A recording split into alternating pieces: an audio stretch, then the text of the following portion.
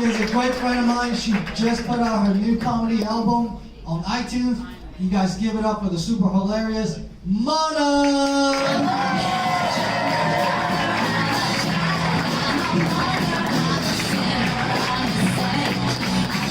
How are you feeling, Addison? I used to live in Stop 6 in Fort Worth, and I had no idea that I lived in a bad neighborhood until I visited my friend who lives in a nicer one, right? Because I was just walking through his place like, oh my God, why are your blinds open? Aren't you afraid? And he goes, no, if I go on vacation, I'll ask my neighbors to watch the house. So I had this brand new fantasy. I could have neighbors I could ask to watch my house instead of neighbors I'm afraid are watching my house. Like, I never felt safe in that neighborhood, but I did feel pretty, you know. Got hit on at gas stations kind of a lot by guys who cut their sleeves off. 'Cause that's the energy I project that could have this, you know? You guys have to understand, at the club, this has always been a 5, but at the 7-Eleven, this is a hard 11. This is, guys always came up to me and talked to me like I'm blonde or like I have good credit. And no, that's why I live there. Yeah, I actually got engaged this year, which is exciting. And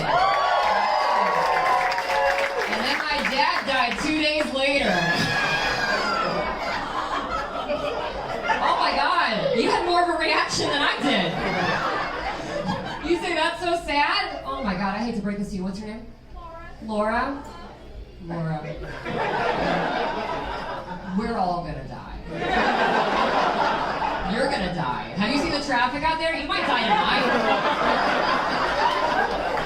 I don't know about you guys, but I have crazy road rage. So like, oh, I was so mad coming out here. There was a guy who just wouldn't pull out, and I got so upset until I saw the baby on board sticker on the back. I was like, my guy doesn't know how to pull out.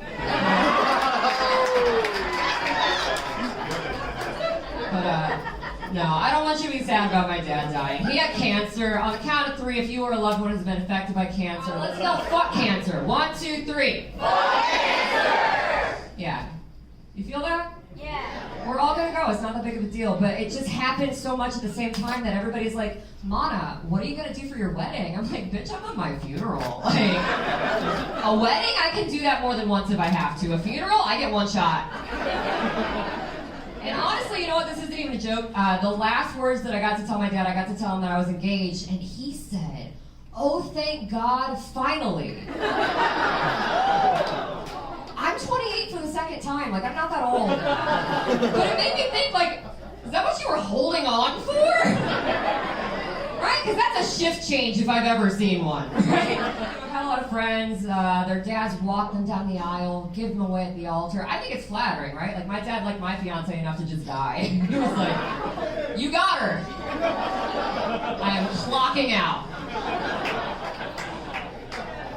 You know, something I really want for this year, more than anything, I want us to just stop commenting on people's weight, because you never know what you're actually saying to somebody. Like, one of the last times I got to see my dad, we were out to brunch, and this guy that we used to know from church came up, and he goes, oh my God, Dawn, you've lost so much weight. And my dad said, thanks, it's the chemo diet. But the guy didn't hear what you guys heard. He goes, yeah, I've been meaning to try the keto diet. That's, it's like bacon and eggs and stuff, right? And then my dad goes, no, the chemo diet, like cancer, but you should still try it. I felt so bad for my therapist, because it was like all in 1 week, right? Like, I told her that I got engaged. I did the same thing to her I did to you guys. Where I was like, I got engaged, and she went, oh, and I was like, nope, but then my dad died, you gotta work, bitch. Buckle up. You're earning that copay today. Was great. That was very exciting. He was supposed to propose around Christmas time, but I'm glad he didn't. What he brought home instead just took my breath away because it's COVID, so he couldn't. Honestly, after 2 weeks together, I was like, I don't know if I want this, you know? It was a long 2 weeks in a house together. I'm really glad that he didn't propose around Christmas, because Christmas is my favorite holiday. And I told him that. And I was like, babe, you know, if something goes wrong with us, I don't want you to ruin Christmas. And he goes, babe, if something goes wrong with us, I want to ruin Christmas. He's great. I've never lived with a person before, so I have all of these new problems that I didn't know about. Like, I found out I'm lactose intolerant. That's his fault, right? Because I just never had a person to compare my life to. He comes home one day and he goes, "Hey, babe, are you shitting 5 times a day?"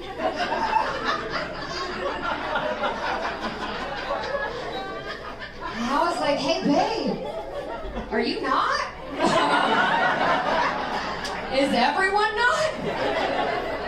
And now I can't have cheese. So that's what love has done for me. You know, I love that for us. That's a real relationship, right? Like, we're partners. Like, we don't have sexy shower time anymore. That's gone. We're dating a second set of eyes. We are around to check for bumps and lumps and stuff, okay?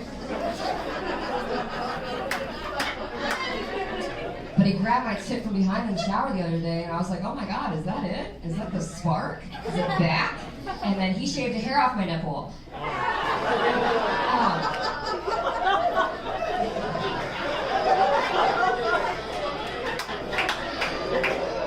Don't fucking clap for that. No. I don't know if there are enough women in here to know how traumatizing that is. But he tried to make it better, and he made it worse, because he goes, "Don't worry, babe, freaked out the first time I got hair on my nipples, too."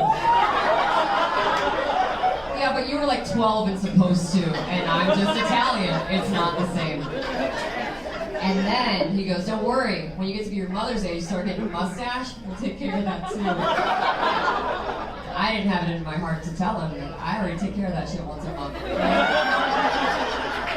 Beyonce's got that song, "I Woke Up Like This." I didn't. I just woke up before him. So.